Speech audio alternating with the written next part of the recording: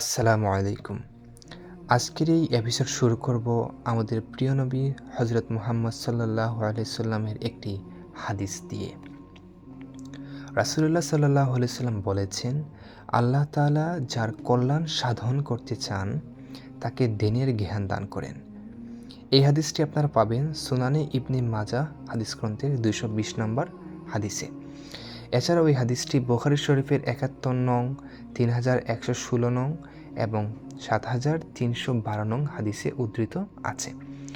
শুধু তাই নয়, এই হাদিসটি মুসলিম শরীফেও বর্ণনা করা হয়েছে ১০৩৭ নং হাদিসে।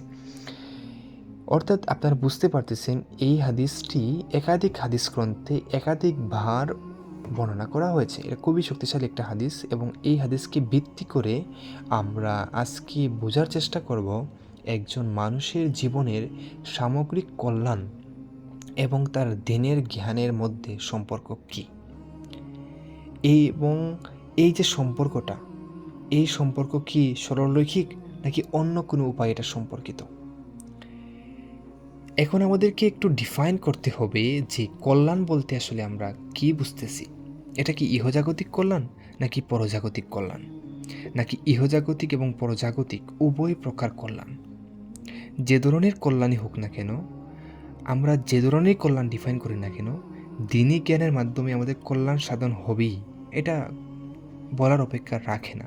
কারণ আপনি দ্বীনি জ্ঞানের মাধ্যমে আপনি যেই কাজটা করবেন, মানে আপনার ইসলামিক নলেজকে অ্যাপ্লাই করে আপনি যেই কাজটা করবেন কিংবা যেই ধরনের পদক্ষেপ গ্রহণ করবেন, সেটার মধ্যে কল্যাণ থাকবেই। হয়তো আপনি ইনস্ট্যান্টলি পাবেন বা ইনস্ট্যান্টলি পাবেন না, বাট সেখানে কল্যাণ নিহিত থাকবে।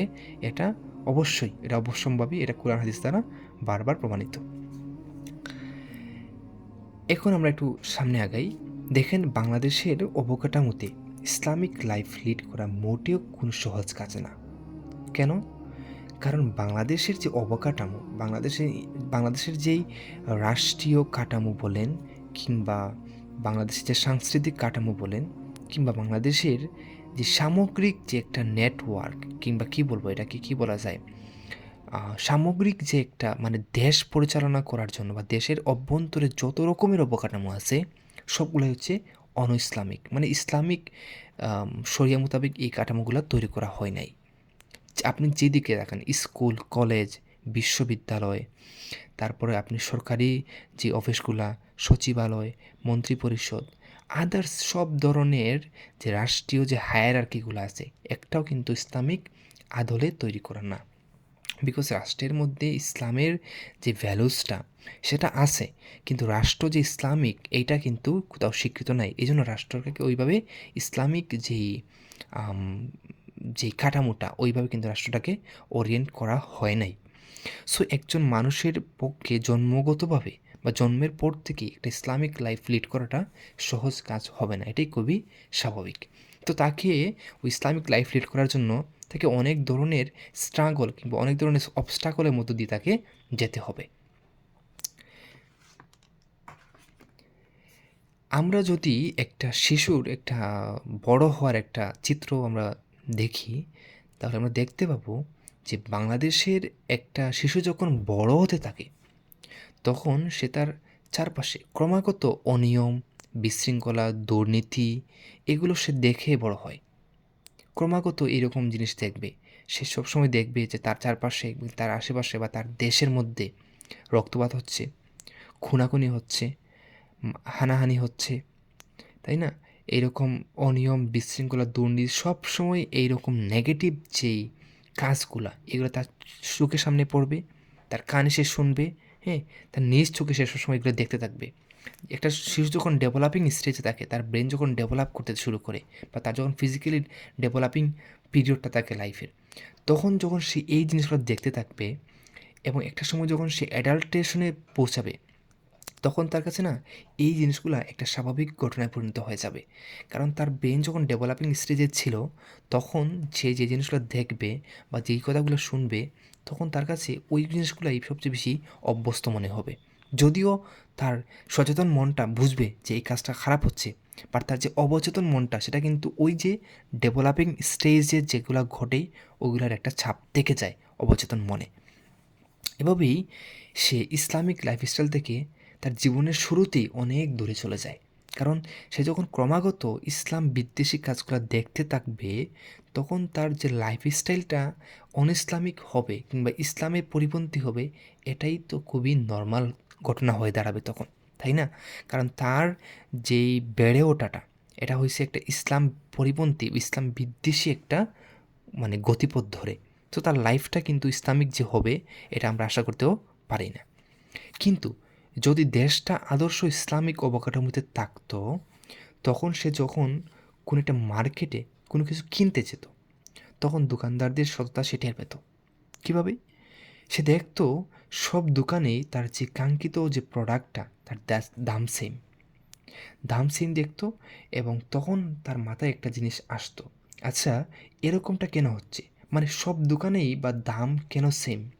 একটাই তো পণ্য, সেম পণ্য, কিন্তু সব দোকানে দাম কেন সেম রাখতেছে? ডিফারেন্ট দাম তো বলতে পারতো আমার কাছে। এই প্রশ্নগুলো তার মাথার মধ্যে আসবে। তখন তার মাথায় হয়তো আসতে পারে, আচ্ছা এটা হয়তো বা রাষ্ট্রের উচ্চ মহল থেকে হয়তো এটা হুকুম আসছে যে এই প্রোডাক্টটার এই নির্ধারিত পণ্য হচ্ছে এটা। তখন তার মাথায় আরেকটা চিন্তা আসতে পারে, আচ্ছা তাহলে এই দোকানদারটা রাষ্ট্রের এই যে হুকুমটা মানতে বাধ্য কেন? সে তো এই হুকুমটা ভঙ্গ করতে পারতো, গোপনে ভঙ্গ করে অনিয়ম করতে পারতো, অনিয়ম করে সে অধিক মুনাফা অর্জন করতে পারতো। তখন এই চিন্তাটা মাথায় যখন আসবে তার, তখন সে দেখবে না এইরকম ওরা করতেছে না, ওরা রাষ্ট্রের প্রতি খুবই লয়াল, রাষ্ট্র যেটা বলতেছে সেটাই করতেছে। তখন সে বুঝতে পারবে যে দেয়ার ইজ সামথিং, যে দোকানদারদের মধ্যে স্ট্রিক্টলি ইসলামিক ভ্যালুস কাজ করতেছে, মানে ওদেরকে যেটা বলা হয়েছে ওরা ওটাই করতেছে, এবং ওদের যে ইন্টিগ্রিটিটা, এটা ওরা মুগ্ধ করবে। তখন সে বুঝতে পারবে আচ্ছা ওদের মধ্যে ইসলামিক ভ্যালুসগুলা হয়তোবা কাজ করতেছে। তখন মানে এই জিনিসটা যখন সে উপলব্ধি করবে, তখন সেটাকে হয়তোবা সে ইসলামিক ভ্যালুস হিসেবে উপলব্ধি করবে না, সে সামথিং একটা কিছু বলে সে ওটাকে উপলব্ধি করবে।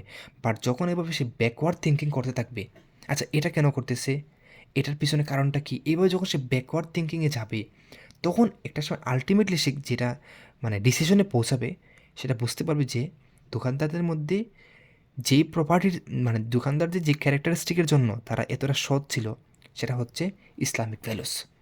ওদের যে ইসলামিক যেটা মরাল থাকবে, এটার জন্যই এরা এতটা কি সৎ। তাহলে সে কিন্তু তার ইসলামিক কাঠামো থাকার কারণে, ইসলামিক অবকাঠামো থাকার কারণে সে কিন্তু তার জীবনের শুরুর দিককার স্টেজ যখন থাকবে, জীবনের শুরুর দিককার যেই মানে পর্যায়ে থাকবে, তখনই সে আসলে এটা ইসলামের একটা ছোঁয়া পেয়ে যাবে তার লাইফের মধ্যে। এবার যখন সেটা ইসলামিক ভ্যালুজের সাথে ইন্ট্রোডিউসড হবে, তখন আসলে সে নিজে থেকেই ইসলামের ছায়াতলে চলে আসবে। তাকে ওই ইসলামিক যে নর্মালি যে কী বলে এটাকে, নর্মালি যে ট্রেডিশনাল ওয়েতে তাকে দাওয়া দেওয়া, কিংবা তাকে ওই ইসলামিক মানে কী বলবো, ওই ইসলামিক যে শরিয়াতে আসার জন্য তাকে আলাদাভাবে তাকে মোটিভেশন দেওয়া, মোটিভেট করা, ওই জিনিসটার থেকে এইটা বেশি কাজ করবে। কারণ সে যেহেতু এটা নিজে এক্সপিরিয়েন্স করছে, হ্যাঁ, ইসলামের একটা প্রতিচ্ছবি, ইসলামের একটা প্রতিফলন সেখানে দেখতে পাবে।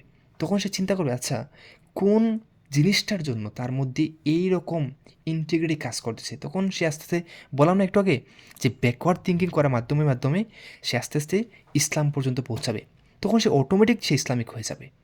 যেটা আমরা ইসলামের প্রাথমিক যুগকার আমাদের প্রিয় নবী হযরত মুহাম্মদ সাল্লাল্লাহু আলাইহি ওয়াসাল্লামের যে সময়কার, তখন এই ঘটনাগুলো ঘটতো।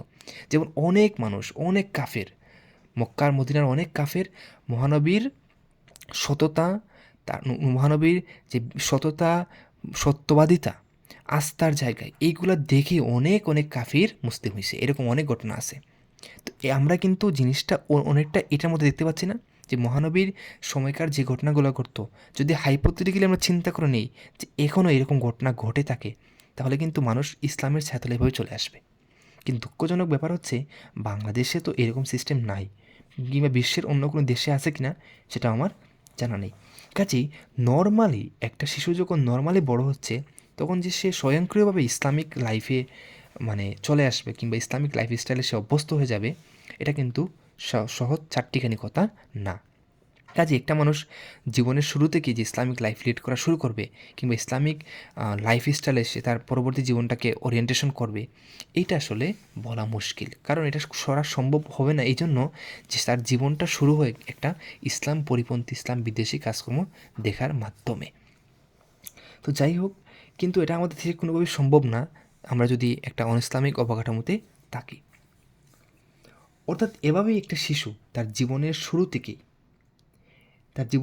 থেকেই সে কী করে একটা ইসলামিক লাইফে ইউজ টু হতে পারে না।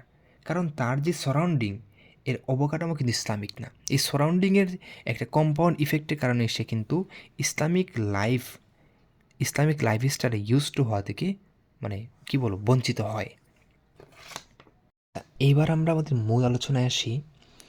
আমরা এইবার বোঝার চেষ্টা করব যে আসলে দিনী জ্ঞানের সাথে আমাদের কল্যাণের আসলে কীভাবে সম্পর্কিত।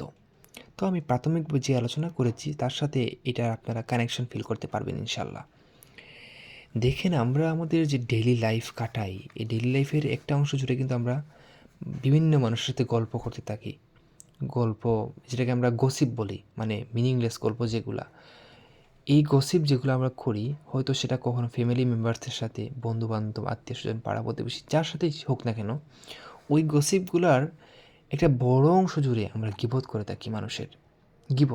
এই গীবত হচ্ছে সবচেয়ে স্মুথ একটা গুনাহ। মানে আপনি বুঝতে পারবেন না আপনি গীবত করতেছেন, বাট স্টিল সেটা গীবতই হচ্ছে। তো এই যে গীবত আমরা করি, যদি একজন মানুষ আল্লাহর রহমতে দ্বীনি জ্ঞানে অর্জন করার মাধ্যমে, হাদিস গ্রন্থ পাঠ করার মাধ্যমে, হাদিস গ্রন্থ স্টাডি করার মাধ্যমে যদি একটা মানুষ জানতে পারে যে গীবত হচ্ছে সবচেয়ে স্মুথ একটা গুনাহ। কীভাবে এই গুনাহটা ঘটে? যে ধরেন আপনি আপনার কোনো একজন মানুষের সাথে আপনি গল্প করতেছেন এবং ওই গল্প করার সময় আপনি অন্য একজন ব্যক্তির কথা বলতেছেন ওই মানুষের সাথে, এবং এমন কথা বলতেছেন যেই কথাটা শুনলে ওই ব্যক্তিটা কষ্ট পাবে, তাহলে ওই কথাটাই হবে আপনার গীবত। তাহলে গীবত হচ্ছে এইরকম একটা সূক্ষ্ম গুনাহ। আমি যে কথাটা মাত্র বললাম এটা হচ্ছে এক্স্যাক্টলি একটা হাদিস, এক্স্যাক্টলি আমাদের নবীর একটা হাদিস। মানে নবীজি গীবতকে সংজ্ঞায়িত করতে গিয়ে এইরকম বলছেন যে অন্য একজন ব্যক্তির সম্পর্কে যদি আমরা এমন কথা বলি যেটা শুনলে সে কষ্ট পাবে, ওইটা হচ্ছে গীবত। সো একজন ব্যক্তি যদি এই হাদিস গ্রন্থ স্টাডি করার মাধ্যমে গীবত সম্পর্কে এটুকু জানতে পারে এবং গীবতের যে ভয়াবহতা এটা জানতে পারে, তাহলে সে নিশ্চয়ই নেক্সট টাইম এই গসিপ করার সময় গীবত করা থেকে নিজেকে বিরত রাখার চেষ্টা করবে ইনশাল্লাহ। এখন একজন মানুষ যদি তার গল্পের সময় গীবত থেকে সে নিজেকে বিরত রাখে, তাহলে দেখা যাবে যে তার অধিকাংশ মানে 50% গল্পের টাইম কমে আসছে। যদি সে আগে 1 ঘন্টা গল্প করতো, তাহলে দেখা যাবে সে এখন 1 ঘন্টা থেকে 30 মিনিট তার গল্প টাইম চলে আসছে। অর্থাৎ সে অধিকাংশ কথাবার্তা তার কমে আসছে। কারণ সে অধিকাংশ কথাবার্তা আমরা না যেগুলো বলি তার অধিকাংশ কথাবার্তা এই মানুষের কথাবার্তা থাকে বা গীবত টাইপের থাকে। অন্যের সমালোচনা করা সেটাও একটা গীবত। সো আমাদের ডিসকাশনের একটা বড় অংশ যদি গীবত জড়িত থাকে, তখন একটা মানুষ দেখবে যে তার গীবত না করার কারণে তার অনেক টাইম বেঁচে যাচ্ছে। আমি একটা হাইপোথেটিক্যাল একটা ক্যালকুলেশন করি। ধরে নিলাম একজন মানুষ তার ডেইলি লাইফ থেকে এরকম গল্পের বিষয়বস্তু কমিয়ে আনার মাধ্যমে সে দেখলো যে তার প্রতিদিন 30 মিনিট করে সেভ হচ্ছে। 30 মিনিট, তাহলে ডেইলি যদি 30 মিনিট সেভ হয়, 1 মাসে তার সেভ হবে 15 ঘন্টা। দেখেন, আপনি যদি 30 মিনিট হয় তাহলে 60 মিনিটে 1 ঘন্টা, তাহলে 30 দিনে কী আসবে? 15 ঘন্টা আসবে এখানে। এই 15 ঘন্টা একজন মানুষ যদি অন্য কোনো একটা কাজে 15 ঘন্টা ব্যবহার করে, অন্য কোনো একটা প্রোডাক্টিভ কাজে, কোনো একটা বই পড়াতে, কোনো একটা কাজে, কোনো একটা টিউশন করাতে, কোনো একটা বিজনেসে, হ্যাঁ, অন্য কোনো যে কোনো ধরনের একটা কাজে যদি সে এই টাইমটা ইনভেস্ট করে, তাহলে সেখান থেকে তার দুনিয়াবি কল্যাণ তো আসবেই। টাকা আসতে পারে সেই কাজ থেকে তার সম্মান আসতে পারে, সেই কাজ থেকে তার আধ্যাত্মিক উন্নতি আসতে পারে, অনেক ধরনের উপকার সে পেতে পারে এই টাইমটা অন্য কোথাও ইনভেস্ট করার মাধ্যমে। এবং আপনি যেই 15 ঘন্টা টাইম 1 মাসে অন্য কোনো একটা কাজে ইনভেস্ট করতেছেন, অন্য কোনো একটা প্রোডাক্টিভ কাজে ইনভেস্ট করতেছেন, আপনি অবশ্যই ওই ব্যক্তির থেকে এগিয়ে থাকবেন যেই ব্যক্তি ওই 15 ঘন্টাটা গল্প করে কাটাচ্ছে। মানে আপনি এবং অন্য একজন ব্যক্তির যদি কম্প্যারিজন করি, এবং ওই ব্যক্তি যদি আপনার এই 15 ঘন্টা সময়ে উনি যদি গল্প করে কাটায় দেন, মানে গীবতে কাটায় দেন, তাহলে আপনি অবশ্যই ওই ব্যক্তি থেকে এগিয়ে থাকবেন, কারণ আপনি এক্সট্রা কাজ করতেছেন। সো আপনি যদি এক্সট্রা কাজ করেন, আপনি যদি এক্সট্রা মাইল হাঁটেন, তাহলে আপনি এক্সট্রা মাইল এগিয়ে থাকবেন। এটাই স্বাভাবিক না? তাহলে আপনি দেখেন, জাস্ট সিম্পল আপনি একটা গীবতের ভয়াবহতা সম্পর্কে জানার মাধ্যমে আপনি গীবত থেকে যদি আপনি নিজেকে রক্ষা করতে পারেন, তাহলে আপনি কিন্তু আপনার মাস শেষে 15 ঘন্টা আপনি সেভ করতে পারবেন। জাস্ট একটা হাইপোথেটিক্যাল একটা ক্যালকুলেশন বলতেছে 15 ঘন্টা। এই সংখ্যাটা কিন্তু 30 ঘন্টাতে পৌঁছাতে পারে যদি আপনি প্রতিদিন 1 ঘন্টা করে সেভ করেন। সো এটা অনেকের ক্ষেত্রে টাইমটা ভেরি করবে। বাট আমরা এটা জাস্ট হাইপোথেটিক্যাল একটা ক্যালকুলেশনে থাকি। আপনি যদি 15 ঘন্টা সেভ করতে পারেন, দেখেন আপনি কিন্তু অন্য একজন ব্যক্তির থেকে আগায় থাকতেছেন। তার মানে আপনার ওই যে এগিয়ে থাকাটা, এটা দুনিয়াবি ও আখিরাতের 2 দিকেই আপনার সফল হওয়া সম্ভব। আপনি যদি এই 15 ঘন্টার সময় কুরআন তেলাওয়াত করেন, মানে ফুল মাসের, সম্পূর্ণ মাসের এই যে 15 ঘন্টা, এই 15 ঘন্টা যদি আপনি কুরআন তিলাওয়াতে ব্যয় করেন, আপনার দুনিয়া আখিরাত দুই জায়গায় আপনার কল্যাণ আপনি পাবেন। আপনি যদি এই 15 ঘন্টা কোরআনের তাফসির পড়াতে ব্যয় করেন, তাহলে আপনার কিন্তু দুনিয়া আখিরাত 2 জায়গাতেই আপনি উপকৃত হবেন। যে কোনো কাজে হোক, আপনি যে কোনো ভালো কাজে যদি 15 ঘন্টা ইউজ করেন, আপনি কিন্তু ফলাফল পাবেন। হয় নগদ পাবেন অথবা পরবর্তীতে পাবেন। ফলাফলটা পাবেনই। তার মানে কি? আপনি এই যে আপনার একটা গুনার কাছ থেকে আপনি নিজেকে রক্ষা করতে পারলেন, কীভাবে রক্ষা করলেন? আপনি দিনী জ্ঞান অর্জন করার মাধ্যমে আপনি একটা আপনার একটা ব্যাড হ্যাবিট আপনি চেঞ্জ করছেন।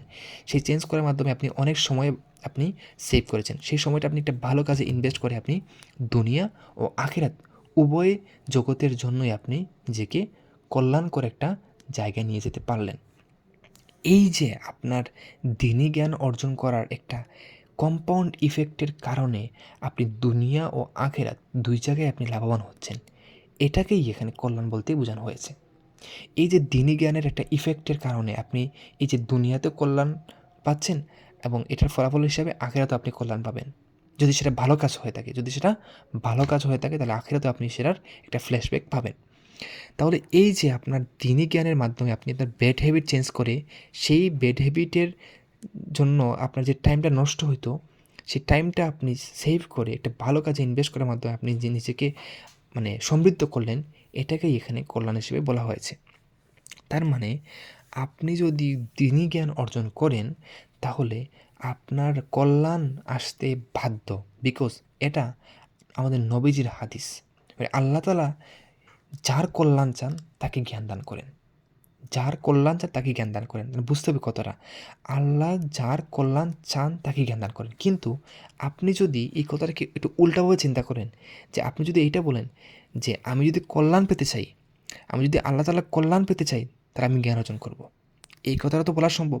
মানে আল্লাহ তাআলা যার কল্যাণ চান তাকে জ্ঞান দান করেন। কিন্তু আপনি যদি সেটাকে একটু উল্টাভাবে চিন্তা করেন, যে আমি যদি আল্লাহ তাআলার দ্বারা কল্যাণ পেতে চাই, তাহলে আমাকে জ্ঞান অর্জন করতে হবে। এই যে জিনিসটাকে রিভার্সভাবে চিন্তা করাটা, এটাও কিন্তু আপনার একটা কল্যাণের মধ্যে পড়ে। কারণ আপনি যদি এই হাদিসটাও না